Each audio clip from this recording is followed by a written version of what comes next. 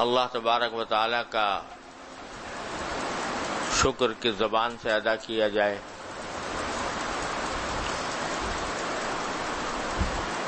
کہ اس نے اپنے فضل و کرم، اپنی رحمت سے رمضان کا مہینہ عطا فرمایا۔ اس موقع پر چند متفرق باتیں ہیں۔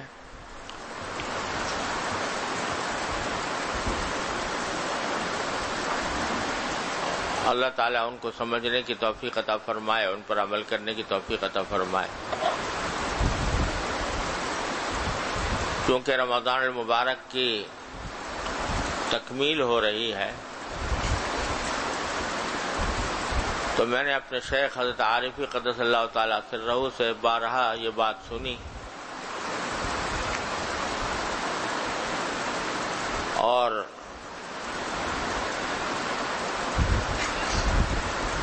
نہ جانے کتنی مرتبہ حضرت کو اس پر عمل کرتے ہوئے بھی پایا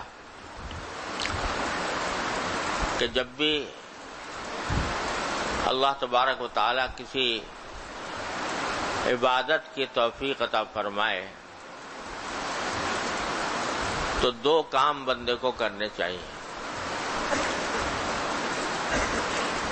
ایک، اس عبادت پر اللہ تبارک و تعالی نے جو توفیق عطا فرمائی اس پر اللہ تبارک و تعالی کا شکر، اور دوسرے اس عبادت کی انجام دہی میں جو کوتاہیاں ہوئیں ان پر اللہ تبارک و تعالی سے استغفار۔ یہ دو کام کر لے آدمی تو انشاءاللہ اللہ تبارک و تعالی کے ہاں وہ عبادت قبول ہوگی۔ شکر اس بات کا کہ اس نے توفیق عطا فرمائی، اور حضرت ہی سے میں نے سنا، کبھی کسی کتاب میں دیکھنے کی نوبت نہیں آئی،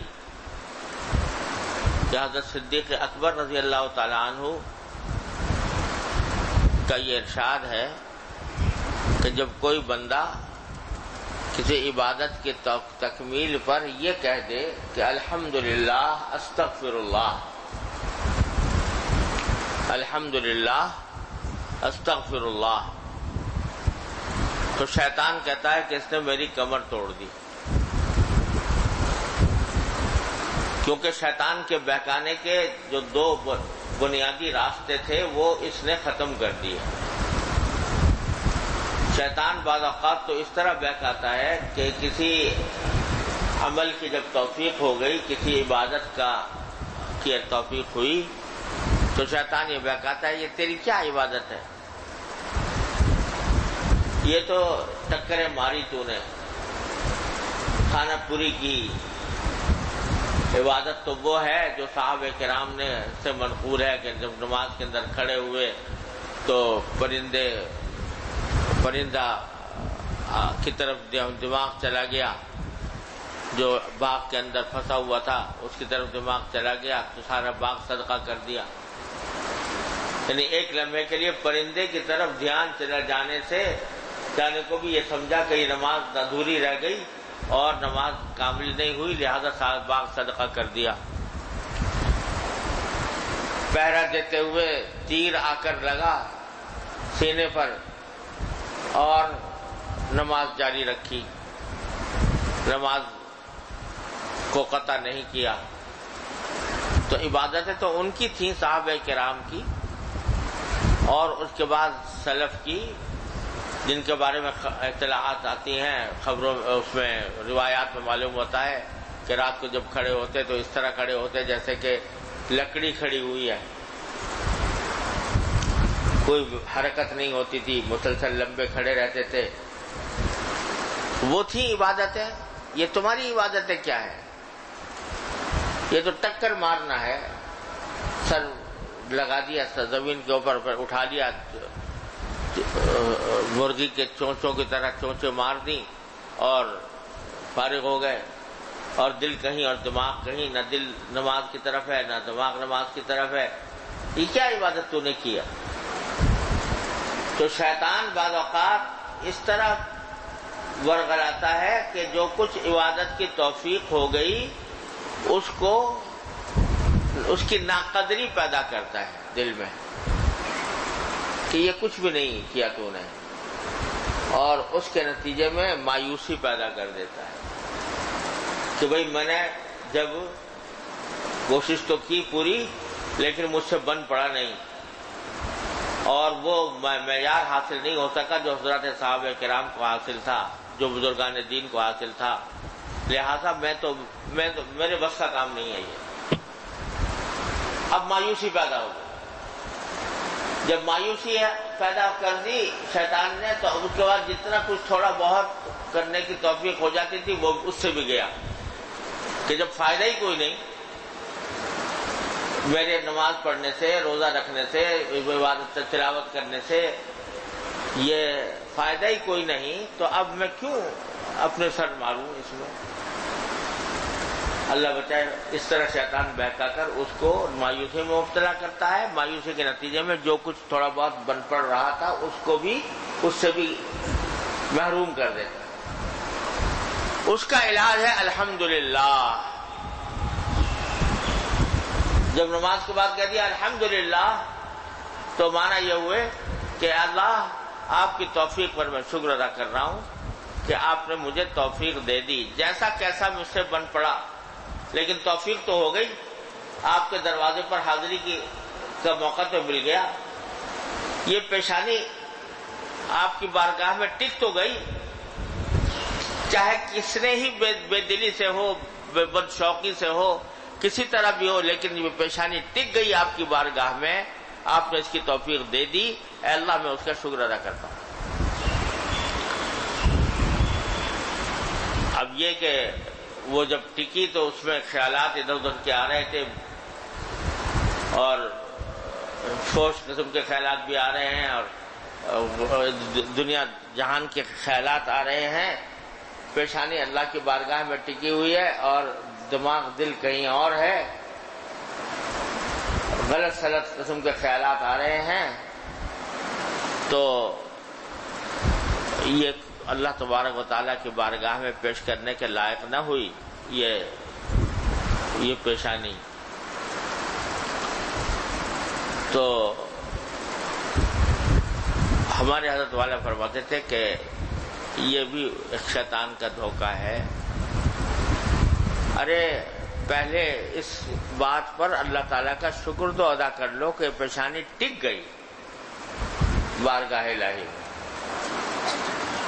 کس کیفیت کے ساتھ ٹکی یہ بات کی بات ہے، لیکن ٹک تو گئی نا، اور یہ اللہ ہی کی بارگاہ میں ٹکے گی، کہیں اور ٹکے گی نہیں، اللہ تعالیٰ کی بارگاہ ہی میں ٹکے گی، کہیں اور نہیں ٹکے گی۔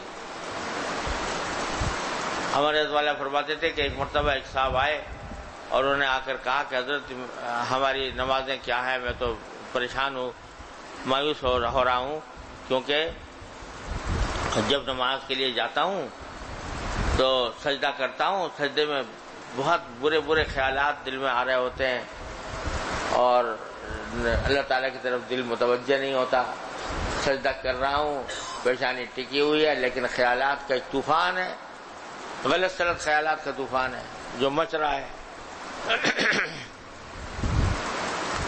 تو یہ کیا سجدہ ہوا؟ یہ تو بہت ہی ناپاک سجدہ ہوا۔ تو ہمارے دوارے نے فرماتے ہیں، میں نے ان سے کہا کہ ہاں بھائی، اگر یہ ناپاک سجدہ ہے، گندا فوش خیالات والا گندا سجدہ، تو یہ سجدہ اللہ تعالیٰ کے بارگاہ میں کرنے کے لائق تو ہے نہیں۔ ایسا کرو، یہ سجدہ تم مجھے کرو، میں گندا آدمی ہوں، تو گندا سجدہ گندے کو کرو۔ ایک دم سے حضرت کیا کہہ دیا، آپ کو کیسے کروں؟ تاکہ جب کہہ رہے ہو کہ گندا سجدہ ہے، اللہ کی بارگاہ میں پیش کرنے کے لائق نہیں ہے، تو پھر یہ اللہ تعالیٰ کے سامنے پیش کرنے کے لائق نہیں، گندے آدمی کو کر دو گندا۔ اب وہ جناب خاموش کہ جی یہ تو نہیں ہو سکتا۔ کہا کہ معلوم ہوا کہ یہ پیشانی کہیں اور ٹک نہیں سکتی سوائے اللہ جل جلالہ کے، گندا ہو یا گندے خیالات آ رہے ہو، برے خیالات آ رہے ہو، لیکن پیشانی وہی ٹکے گی جا کر اللہ تبارک و تعالیٰ کا. تو خدا کے بندے پہلے اس نعمت پر اللہ تعالیٰ کا شکر تو ادا کر لو کہ تمہیں اللہ تعالیٰ نے یہ توفیق دے دی. اب بے شک یہ بات ہے دوسری کہ اللہ تعالیٰ نے توفیق عطا فرمائی، اس کا شکر، لیکن میں اس کا جو حق ادا کرنا چاہیے تھا وہ میں ادا کر نہیں سکا. جس طرح کے سجدے کرنے چاہیے تھے وہ نہیں کر سکا، جس طرح کے رکوع کرنے چاہیے تھے وہ نہیں کر سکا، جس طرح کی تلاوت کرنی چاہیے تھی وہ نہیں کر سکا، جس طرح ذکر کرنا چاہیے تھا وہ ذکر نہیں کر سکا. دل کہیں تھا، دماغ کہیں تھا، بس ایک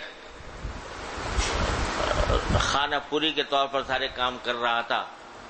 تو یہ کوتاہی کس کی تھی؟ یہ میری تھی.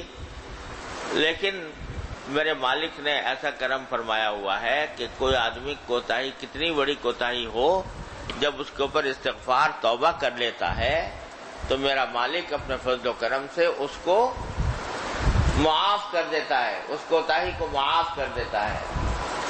اور استغفار کے نتیجے میں وہ بالکل بے حقیقت چیز بھی حقیقت والی بن جاتی ہے. جب استغفار کیا تو وہ بے حقیقت چیز بھی حقیقت والی بن گئی.